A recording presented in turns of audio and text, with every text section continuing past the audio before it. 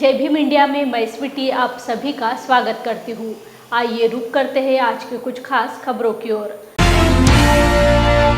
भाजपा नेता मंत्री चंद्रकांत पाटिल ने पैठण में कहा कि महात्मा ज्योतिबा फुले, डॉक्टर बाबा साहेब आम्बेडकर, कर्मवीर भाऊराव पाटिल ने स्कूल शुरू करने के लिए भीख मांगी थी। ऐसे वक्तव्य से महाराष्ट्र के लोगों के भावनाओं को ठेस पहुंची है।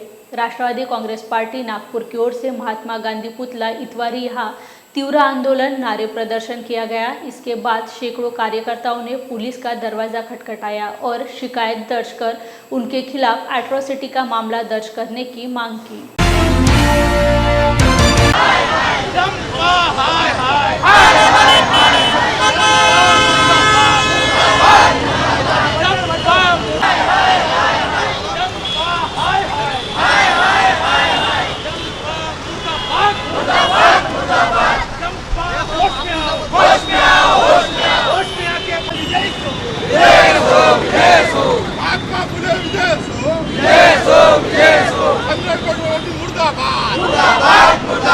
चंद्रकांत पाटिल नहीं सहेंगे, नहीं सहेंगे। आवाज दो, आवाज दो। चंद्रकांत पाटिल जो यहाँ के बीजेपी के माजी अध्यक्ष भी है और मंत्री भी है, उन्होंने हमारे महापुरुष बाबा साहेब आम्बेडकर जी, ज्योतिबा महात्मा फुले जी, उनके बारे में उन्होंने ऐसा कहा कि इन्होंने लोगों से चंदा मांगकर भीख मांगकर स्कूल चलाई है। अब उसका निषेध करते हैं और साथ में चंद्रकांत पाटिल को चेतावनी देते हैं कि उन्होंने हमारे जो महापुरुषों का अपमान किया है उसका बदला लिए बगैर महाराष्ट्र सरकार के लोग चुप नहीं बैठेंगे। राष्ट्रवादी कांग्रेस पार्टी उसका निषेध करते हुए इन पे जो अपमान के बदले एक दलित व्यक्ति, मागासवर्गीय व्यक्तियों के ऊपर जो अपमान का तिरस्कार किया है, उस पर एट्रॉसिटी तहत हम पुलिस स्टेशन में मामला दर्ज करना चाहते हैं। एकंदरीत तुम्हाला जर हे जे राज्य आहे, महाराष्ट्र राज्य, हे संतांच्या आशीर्वादावर चालणारा राज्य आहे, थोर पुरुषांच्या विचारावर चालणारा राज्य आहे आणि खऱ्या अर्थाने जे शिकवण आपल्या राज्यातल्या थोर संतांनी आणि त्या ठिकाणी थोर पुरुषांनी दिले आहे ते दुसऱ्या राज्याचे लोक आदर्श स्वीकारतात। मग उत्तर प्रदेशामध्ये सुद्धा फुले शाहू आंबेडकरांचं नाव घेतात, राजस्थानमध्ये फुले शाहू आंबेडकरांचं नाव घेतात, त्या ठिकाणी दिल्लीमध्ये असो किंवा संपूर्ण 31 राज्यामध्ये फुले शाहू आंबेडकर, छत्रपती शिवाजी महाराज, त्या ठिकाणी जेवढे काही संत गाडगेबाबा, संत तुकाराम जे झालेत, निश्चितच त्यांच्या विचारावर चालणारा महाराष्ट्र आहे।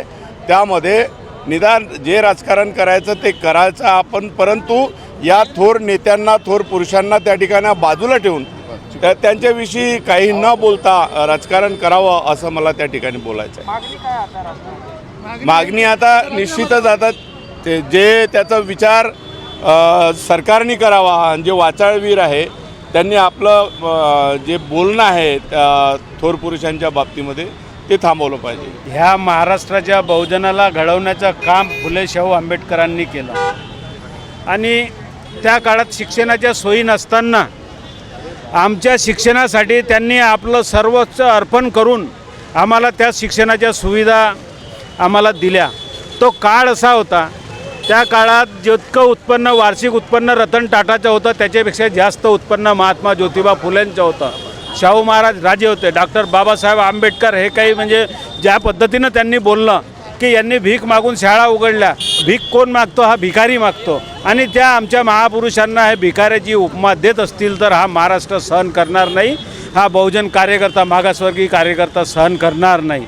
आज आमची मागणी असेल की त्या चंद्रकांत पाटलाच्या विरोधात गुन्हा दाखल झालाच पाहिजे आणि त्यांनी ह्या महाराष्ट्रासमोर जाहीर माफी मागली पाहिजे। जय भीम इंडिया में मैं स्वीटी आप सभी का स्वागत करती हूँ। आइए रुक करते हैं आज के कुछ खास खबरों की ओर। बुल्ढाना विधानसभा क्षेत्र के 165 गाँव में से 50 गाँव को बौद्ध आबादी के आधार पर बौद्ध विहार दिया जाएगा। विधायक संजय गायकवाड़ ने इसके लिए 7 करोड़ रुपए की मंजूरी भी प्राप्त कर ली है। यह काम विधायक संजय गायकवाड़ के फंड से किया जाएगा। इस उद्देश्य से बुल्ढाना विधानसभा क्षेत्र के गाँव में बुद्ध विहार चाहने वालों से विधायक संजय गायकवाड़ के मातोश्री जनसंपर्क कार्यालय में संपर्क करने की अपील बुल्ढाना विधानसभा विधायक संजय गायकवाड़ ने की है। बुल्ढाना विधानसभा के आमदार संजय गायकवाड़ इन्होंने बुल्ढाना विधानसभा क्षेत्र के अंदर 50 बुद्ध विहार का यहाँ पर उसके लिए निधि यहाँ पर उपलब्ध करवाया है। हम उनसे सीधा बात करेंगे और जानेंगे किस तरह से देने का जो प्रोसीजर है वो किस तरह से रहने वाला है, हम उनसे ही जानते हैं। सर बताइए क्या उसका प्रोसीजर रहने वाला है और कितने विहार आप देने वाले हैं? बुल्ढाना विधानसभा क्षेत्र के अंदर मेरे 165 गांव है के विलेजेस है और हर गांव में कम से कम 10 और 12 लाख का 50 बुद्ध विहार का निर्माण करने हेतु मैं महाराष्ट्र गवर्नमेंट से लगभग 7 करोड़ रुपए मैंने मंजूर कर लिया है। और जो गांव की पॉपुलेशन एससी समाज की ज़्यादा हो उन लोगों को हम प्राधान्य देने वाले हैं और 2-3 दिन के अंदर सब लोगों को जिन जिन लोगों को बुद्ध विहार की आवश्यकता है, जो उस बुद्ध विहार में प्रार्थना करना चाहते हैं, जिनको प्रार्थना के लिए जगह नहीं है, तो ऐसे लोगों को हम अपील करते हैं कि उन लोगों ने हमारे से संपर्क करें, हमसे कांटेक्ट करें और अपने गाँव का नाम यहाँ पर सबसे पहले लोग ला कर दे, ताकि हम जल्द से जल्द महीने भर के अंदर प्रोसेस करके 6 महीने के अंदर पूरा बुद्ध विहार हम कंप्लीट करेंगे। जैसा देखा जाए कि गांव देहात में जो है अभी भी फिलहाल जो बुद्धिस्ट लोग हैं उनके पास वहां पर जगह जो है वो नहीं है, या फिर ग्राम पंचायत के स्तर पर उनके पास जगह नहीं है, तो इस जगह को लेकर किस तरह से ये जगह का जो मामला है वो किस तरह सॉल्व गवर्नमेंट की जो अलग एक्टिविटीज़ की जगह होगी, चाहे वो ई क्लास होगा, गायरान होगा, गावठान होगा, जो भी जगह अवेलेबल होगी उसमें करने का प्रयास करेंगे। या कोई समाज के लिए कुछ अपनी खुद की जगह दान करना चाहेगा कि नहीं ठीक है मैं समाज के लिए इतना करना चाहता हूँ, सो उसकी हेल्प करके वो उसकी हेल्प लेकर ये पूरा हम निर्माण पूरा करेंगे। ये जो प्रस्ताव जो मांगे जाने वाले हैं तो ये प्रस्ताव कहाँ पर सबमिट करना है, या फिर आपके कार्यालय पर देना है, या समाज कल्याण कहाँ पर देना है? नहीं, कोई समाज कल्याण का कोई डिपार्टमेंट का संबंध नहीं है। ये मेरा वैयक्तिक स्पेशल मेरा निधि है और ये निधि में सारे जो संपर्क है, जो कोई एप्लीकेशन आएंगे वो हमारे ऑफिस में आएंगे, हम उसकी छाननी करेंगे और जो गांव को की लोग संख्या ज़्यादा है, जहां पर अभी इससे पहले कुछ मिला नहीं है, उनको टॉप प्रायोरिटी हम देंगे। तो ये थे हमारे साथ यहाँ पर आमदार संजय गायकवाड़, जिनके विधानसभा क्षेत्र के अंदर इन्होंने उनकी खुद की निधि से 50 बुद्ध विहार निर्माण करने का काम जो है हाथों में लिया है और आने वाले दिनों में ये जल्द ही पूरे होने वाले हैं। तो जिन लोगों को अपने गांव में यह विहार की ज़रूरत है, इन लोगों ने इस विहार की मिलने के लिए जो प्रोसेस है वो यहाँ पर आमदार संजय गायकवाड़ इनके कार्यालय में आकर यहाँ पर प्रस्ताव दाखिल करे, ऐसी भावना जो है यहाँ पर आमदार संजय गायकवाड़ इन्होंने यहाँ पर व्यक्त की है। Deepak More, lord Buddha TV, Buldhana. महामेट्रो ने डॉक्टर बाबा साहेब आम्बेडकर के नाम का अनादर और काशी राम जी के नाम का विरोध किया था। इस मामले में महामेट्रो पिछले 2 वर्षों से निवेदन दिया गया, लेकिन उनकी गलती को उनके ध्यान में लाने के बाद भी महापुरुष का अपमान नहीं सुधारा है। बसपा प्रतिनिधिमंडल महामेट्रो के जनसंपर्क अधिकारी अखिलेश हलवे से मिले और वरिष्ठों से चर्चा की और कल तक लिखित में रिपोर्ट दे, अन्यथा उन्होंने चेतावनी दी कि प्रधानमंत्री के नागपुर आने से पहले इसका समाधान करना चाहिए, वरना जातिवाद महामेट्रो के खिलाफ निषेधात्मक आंदोलन करने का इशारा दिया है।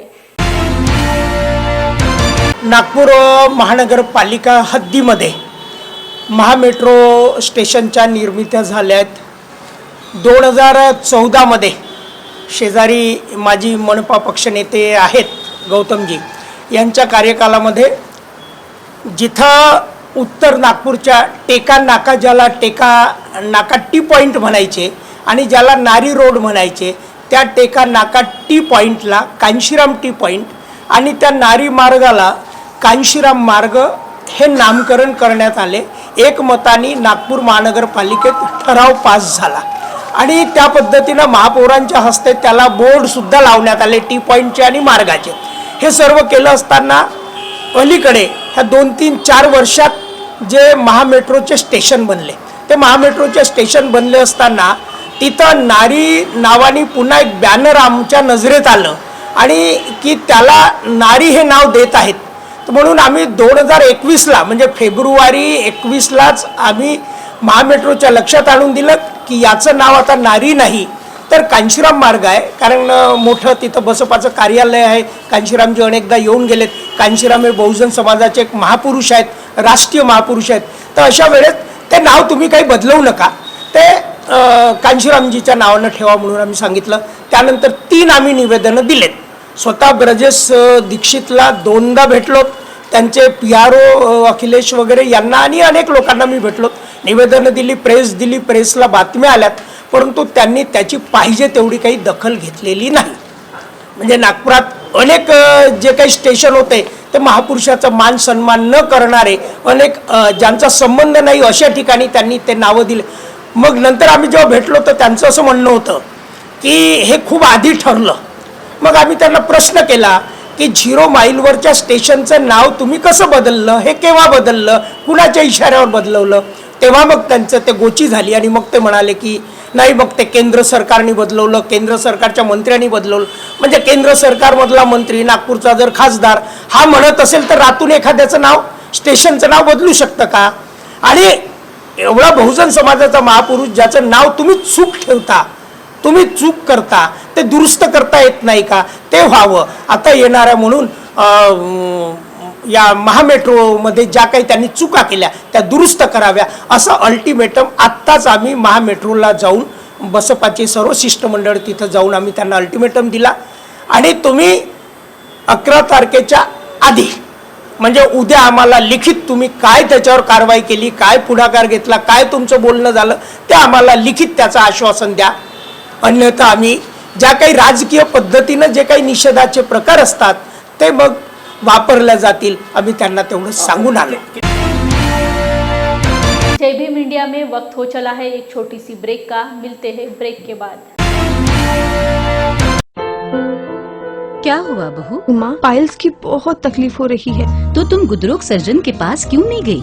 देखो, जैसे हार्ट के लिए हार्ट स्पेशलिस्ट, ब्रेन के लिए ब्रेन स्पेशलिस्ट, तो पाइल्स के लिए पाइल्स स्पेशलिस्ट क्यों नहीं? स्त्री हो या पुरुष, टॉयलेट में तकलीफ केवल पाइल्स ही नहीं, और भी कई प्रकार के गुदरोग तथा कैंसर भी हो सकता है।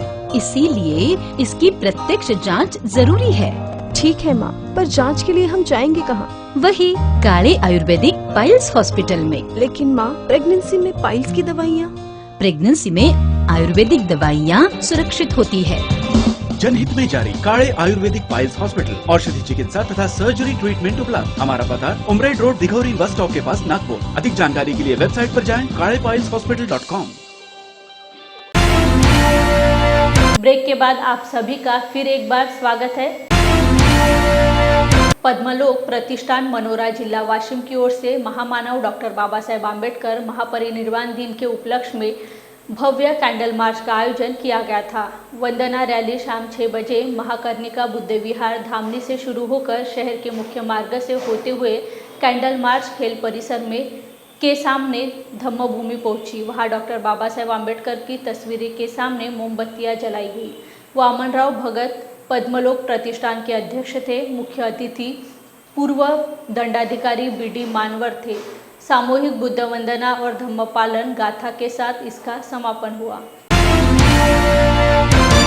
माझ्या काळजात आहे एक ओळखीचं नाव, एक ओळखीचं नाव, त्याची वाहवाई मोठी, हो हो हो, त्याची वाहवाई मोठी, असा सखा भीमराव माझ्या काळजात आहे एक ओळखीचं नाव, एक ओळखीचं नाव।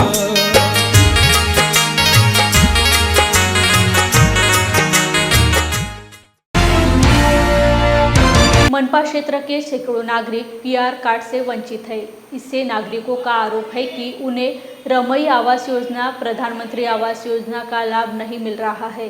प्रहार जनशक्ति पार्टी के नेतृत्व में महिलाओं ने PR कार्ड तुरंत जारी करने की मांग को लेकर जिलाधिकारी कार्यालय पर धरना दिया। इस दौरान उन्होंने नगर आयुक्त को अपनी मांग का निवेदन भी दिया।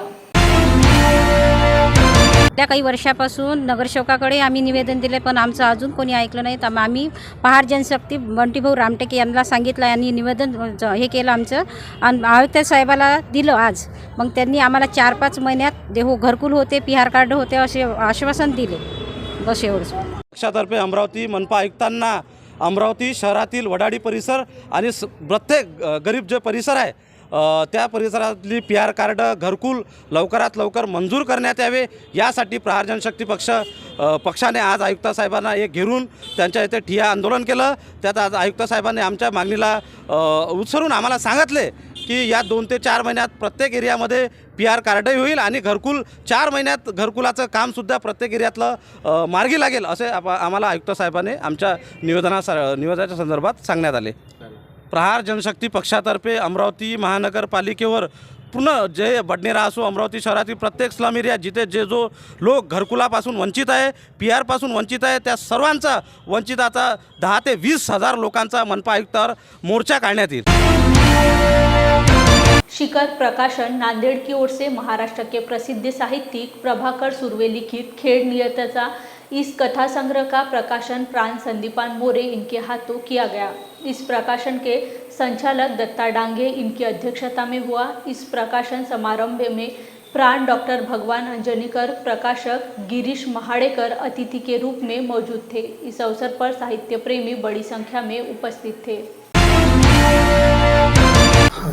या पुस्तकात मी अनेक सामाजिक रूढी, परंपरा आणि आजच्या परिस्थितीमध्ये मानवाचं होत असलेलं प्रत्येक क्षेत्रातलं अधोगती यावर माझ्या अनुभवानुसार काही काल्पनिक प्रसंगाची जोड देऊन मी कथा लिहिलेली आहेत. आणि मला असं वाटतं की हा कथासंग्रह वाचकांना आवडेल. हे माझं 7वं पुस्तक आहे. यापूर्वीच्या सर्व पुस्तकांना वाचकांनी माझ्या त्या पुस्तकावर प्रेम केलं आणि मला याचा आनंद आहे. नवसाहित्यिकांना काय सांगाल आपण? नवसाहित्यिकांना एवढं सांगायचं की तुम्ही लिहित असताना तुम्ही तुमच्या विचाराची जोड काहीतरी प्रत्येक काव्य असो की कथा असो, लेख असो, त्याच्यात आयुष्याच्या मूल्याबद्दल काही लिहत जा. मूल्य घसरून लिहायचं नाही. जे काय लिहिताल त्या एका मूल्याला धरून लिहा. मूल्याची निर्मिती प्रत्येक ठिकाणी झाली पाहिजे, कारण आजकाल मूल्यांचं अवमानन होते असं मला. आज दिनांक 4/12/2022 रोजी प्रभाकर सुर्वे लिखित नियतीचा खेळ या पुस्तक प्रकाशनाचा समारंभ संपन्न झालेला आहे. प्रभाकर सुर्वे लिखित हे त्यांचं 7वं पुस्तक आहे आणि पुस्तकाचं शीर्षक आपल्याला दर्शवितं तसं मानवी आयुष्यामध्ये नियती जे इंटरफिअर करते त्याचं अधोरेखन या पुस्तकामध्ये सुर्वे सरांनी अनेक कथामधून केलेलं आहे. त्याचबरोबर सुर्वे सरांनी शिक्षण क्षेत्रामध्ये अनेक वर्ष काम केल्यामुळं शिक्षण क्षेत्रावरच्याही 5-6 कथा या पुस्तकामध्ये आहेत. त्यामधून शिक्षण क्षेत्रामध्ये आजची जी दुरावस्था झालेली आहे त्याविषयीची खंत अनेक कथामधून लेखकानं व्यक्त केलेली आहे. त्यामुळं हा कथासंग्रह शिक्षण क्षेत्रातल्याही लोकांना डोळ्यामध्ये अंजन घालणारा, आत्मपरीक्षण करायला भाग पाडणारा कथासंग्रह आहे असं. रायगढ़ जिले के रोहा में state championship kho kho tournament का आयोजन किया गया. शिवसेना नेता युवा सेना के प्रमुख विधायक आदित्य ठाकरे मौजूद रहे. इस स्टेट चैंपियनशिप को खो खो टूर्नामेंट का भव्य आगाज हुआ. इस वक्त आदित्य ने बीजेपी और शिंदे सरकार की आलोचना की. शरद पवार के जन्मदिन के मौके पर टूर्नामेंट का आयोजन किया गया था. सांसद सुनील तटकरे के मार्गदर्शन में विधायक अनिकेत तटकरे और विधायक आदित्य तटकरे ने बेहतरीन कार्यक्रम का आयोजन किया था. राज्यपालांच्याच निर्णयाला आम्ही चॅलेंज केलेलं आहे आणि मुळात आता आम्ही हे राज्यपाल मानायलाच तयार नाही आहोत की जे राज्यपाल आमच्या राज्यात येऊन छत्रपती शिवाजी महाराजांचा अपमान एकदा नाही 2-3दा करून जातात, जे महात्मा ज्योतिबा फुलेंचा अपमान करतात, सावित्रीबाई फुलेंचा अपमान करतात, त्यांना आम्ही राज्यपाल म्हणून मानतच नाही. अनेक राज्यपाल मी बघितलेले आहेत, पण हे राज्यपाल जेवढे राजकीय आहेत, जेवढे बायस्ड आहेत, असे राज्यपाल मी कधी आयुष्यात बघितले नाही. की हे सगळे राजकीय खेळ चालू राहू दे. आपण एक बघा की आत्ता सध्या लोकशाही म्हणजे आपल्या लोकतंत्राची स्थिती काय आहे ह्याच्यावर देखील थोडी एक चौकशी होणं गरजेचं आहे. आता एक महत्त्वाची गोष्ट बघा, आपण हे सगळं ठीक आहे, ट्विट करणं वगैरे फार सोपं असतं, पण ज्या राज्याचे मंत्रिमंडळात आपण बसलेले आहात ते सरकार एक तर घटनाबाह्य आहे. गद्दारांसोबत बसल्यानंतर महाराष्ट्रातून 5 महत्त्वाचे प्रकल्प निघून गेले. ज्या रोह्यात आपण आहोत तिथे आपण एक बल्क ड्रग पार्क आणणार होतो. त्याचं पुढे काय झालं तर ते बाजूच्या राज्यात गेलं, पण आपल्याकडे आलेलं नाही आहे. आज बेळगावविषयी कोणी आपल्या राज्यातून बोलत नाही, राज्य सरकारमधून बोलत नाही आहे. खरं ते घाबरट सरकार, 2 मंत्री तिथे जाणार होते ते दौरा देखील रद्द केलेला आहे. तसंच आपण बघताय की अनेक विषय झालेले आहेत असे, महिला अत्याचार वाढत चाललेले आहेत, शेतकरी आत्महत्या वाढत चाललेल्या आहेत. पण हे विषय सोडून नुसतं कुठेतरी एक वेगळी कॉन्ट्रोवर्सी करायची आणि महत्त्वाच्या विषयांना झाकून ठेवायचं, हा ह्या राजकीय लोकांचा प्रयत्न आहे. राजकारण दूषित करण्याचा प्रयत्न आहे आणि तोच प्रयत्न आपल्याला दिसत आहे. जय भीम इंडिया में वक्त हो चला है एक छोटी सी ब्रेक का, मिलते हैं ब्रेक के बाद। क्या हुआ बहू? माँ, पाइल्स की बहुत तकलीफ हो रही है। तो तुम गुदरोग सर्जन के पास क्यों नहीं गई? देखो, जैसे हार्ट के लिए हार्ट स्पेशलिस्ट, ब्रेन के लिए ब्रेन स्पेशलिस्ट, तो पाइल्स के लिए पाइल स्पेशलिस्ट क्यों नहीं? स्त्री हो या पुरुष, टॉयलेट में तकलीफ केवल पाइल्स ही नहीं, और भी कई प्रकार के गुदरोग तथा कैंसर भी हो सकता है। इसीलिए इसकी प्रत्यक्ष जांच जरूरी है। ठीक है माँ, पर जांच के लिए हम जाएंगे कहाँ? वही काले आयुर्वेदिक पाइल्स हॉस्पिटल में। लेकिन माँ, प्रेगनेंसी में पाइल्स की दवाइयाँ? प्रेगनेंसी में आयुर्वेदिक दवाइयाँ सुरक्षित होती है। जनहित में जारी काले आयुर्वेदिक पाइल्स हॉस्पिटल, औषधि चिकित्सा तथा सर्जरी ट्रीटमेंट उपलब्ध। हमारा पता उमरेड रोड दिघौरी बस स्टॉप के पास नागपुर। अधिक जानकारी के लिए वेबसाइट पर जाएं kalepailshospital.com। ब्रेक के बाद आप सभी का फिर एक बार स्वागत है। बेलगांव, निपानी, कारवार, बीदर यह जिला महाराष्ट्र के हैं, फिर भी कर्नाटक के मुख्यमंत्री एस.आर. बोम्मई चुनाव मद्देनजर रखते हुए महाराष्ट्र के कई गांव कर्नाटक के हैं ऐसा बयान किया था। इसका निषेध करते हुए कोल्हापुर महाविकास आघाड़ी और अन्य पक्ष की ओर से शाहू महाराज समाधि स्थल पर आज एक दिन का धरना प्रदर्शन किया गया। इसमें पूर्व मंत्री हसन मुश्रीफ, पूर्व मंत्री सतेज पाटिल, शिवसेना के जिला प्रमुख संजय पवार, विजय देव ने अन्य गणमान्य बड़ी संख्या में मौजूद थे।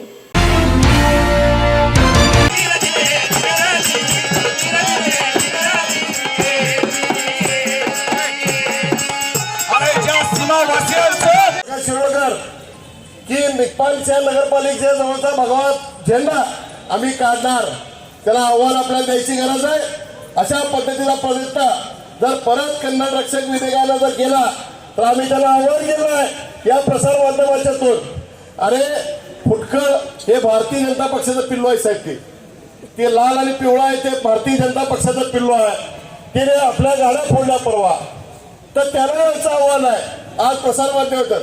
तुमच्यात जर हिंमत असेल तर कोवनोळी नाक्यावर या, लाल पिवळा राहतोय का भगवान होते तुम्हाला तिथे दाखवून देतो आम्ही। काय भिडायला असेल तर भिडूया, समोर भिडूया। बेळगावमध्ये कर्नाटकचं अधिवेशन सुरू होते, त्यासाठी त्यांनी आयोजित केलेलं आहे आणि सर्वच नेत्यांनी बोलावलेलं आहे। त्यांना आणखी मिळेल पण ते घेणारच आहेत आणि सर्व मंडळी त्याला इतर नेत्यांनी यावं अशा प्रकारची अपेक्षा तुमच्या आहे? सर्वांनी यावं। आज ज्येष्ठ का श्रीमती लोचना चव्हाण दिदी आज दुःखद निधन झालेलं आहे, त्याबद्दल त्यांनी आदरांजली वाहतो। एक महाराष्ट्रातील लावणी पाशिका करणारी दसके गाणारी एक आई आपण मुकले, मला त्या सुंदर पद्धतीनं गाणं म्हणत्या लावणी होत्या की आधी त्यांच्या आजरामर आहे। या दुःखद निधनाला मी श्रद्धांजली वाहतो आणि परमेश्वर त्यांना सद्गती देवो अशी प्रार्थना करतो। भीम टाइगर सेना ने आज वर्धा से बजाज चौक पर भाजपा नेता चंद्रकांत पाटिल के पुतले को जलाकर पाटिल द्वारा दिए गए बयान के विरोध में आंदोलन किया। डॉक्टर बाबा साहेब आम्बेडकर, महात्मा ज्योतिबा फुले ने भीख मांगकर स्कूल शुरू किए थे ऐसा बेताल वक्तव्य किया था। रामटेके ने चेतावनी दी कि सार्वजनिक रूप से माफी मांगे या कड़े आंदोलन का सामना करे।